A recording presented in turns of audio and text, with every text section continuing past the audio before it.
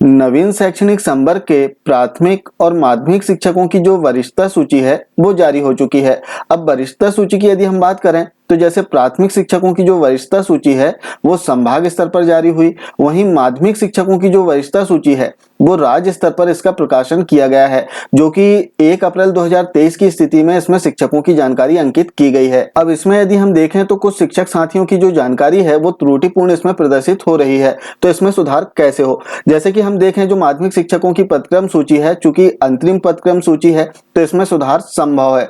अब सुधार के लिए आपको अपना जो आवेदन है संकुल के माध्यम से जिला शिक्षा अधिकारी कार्यालय में देना होगा।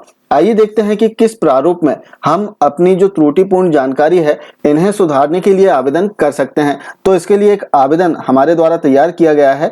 हो सकता है कि आपके जिले में कुछ दूसरे प्रारूप में जानकारी प्राप्त की जाए, तो आप अपने कार्यालय से भी संपर्क कर जो प्रारूप है वो प्राप्त कर सकते हैं। समान रूप से यदि हम देखें तो त्रुटि इस प्रारूप में ले सकते हैं। जैसे इसमें सबसे पहले यदि माध्यमिक शिक्षक की वरिष्ठता सूची में सुधार की बात करें तो चूंकि राज्य स्तर की वरिष्ठता सूची जारी हुई है तो इसमें आपको डिटेल दे देना है कि कब इसका प्रकाशन हुआ है और इसमें क्या क्या सुधार करना है। तो सबसे पहले इसमें आपको लिखना है आपका वरिष्ठता सूची में क्रमांक, जो भी क्रमांक हो वो लिखना है। साथ में उस वरिष्ठता सूची का जो पेज है जिसमें आपका नाम अंकित हो वो पेज संलग्न करना होगा। इसके बाद में आप अपना नाम लिख दें, पदनाम लिख दें और यूनिक आईडी लिख दें।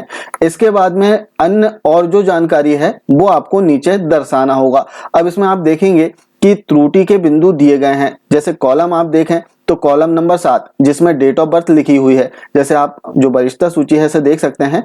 कॉलम नंबर 7 इसमें जन्मतिथि लिखी हुई है, 8 में जो है कैटेगरी लिखी है, 9 में जो है जेंडर है। इसी प्रकार हम देखें तो कॉलम वाइज इसमें जानकारी आपको देखने के लिए मिलेगी।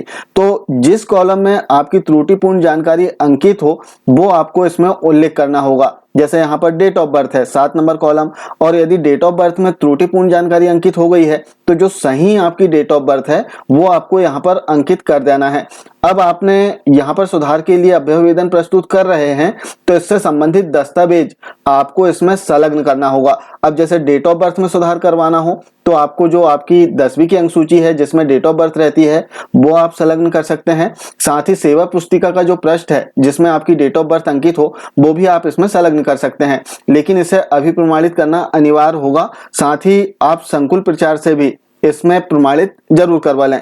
तो इस प्रकार से आप देखेंगे कि इसमें विभिन्न बिंदु दिए गए हैं जो कि वरिष्ठता सूची में त्रुटि सुधार के लिए आप यहाँ पर उल्लेख कर सकते हैं। लेकिन जिस बिंदु में आप सुधार करवाना चाह रहे हैं उस बिंदु से संबंधित आपको दस्तावेज इसमें संलग्न करना होगा। तो इस प्रकार से यदि एक से अधिक बिंदुओं में त्रुटि हो तो आप एक से अधिक उल्लेख कर सकते हैं, और यदि एक ही बिंदु में त्रुटि है तो एक ही कॉलम आप फिल करें, शेष कॉलम में आप क्रॉस कर दें। वरिष्ठता सूची में यदि हम देखें तो शैक्षणिक योग्यता से संबंधित त्रुटि हो सकती है, प्रथम नियुक्ति दिनांक से संबंधित त्रुटि हो सकती है, साथ ही अध्यापक के पद पर पदोन्नति दिनांक त्रुटिपूर्ण अंकित हो गई हो। तो इस प्रकार से जो भी त्रुटिपूर्ण जानकारी आपकी अंकित हुई है वो जानकारी आप सुधार करके इस कॉलम में लिख सकते हैं, और इससे संबंधित जो दस्तावेज है, कौन से दस्तावेज संलग्न करना है आगे लिखा हुआ है, वो दस्तावेज आप इसमें संलग्न कर सकते हैं। और इतनी जानकारी फिल करने के बाद में आपको अपने हस्ताक्षर करना है और जो संकुल प्रचार हैं उनका भी अभिमत इसमें आपको अंकित करवाना होगा।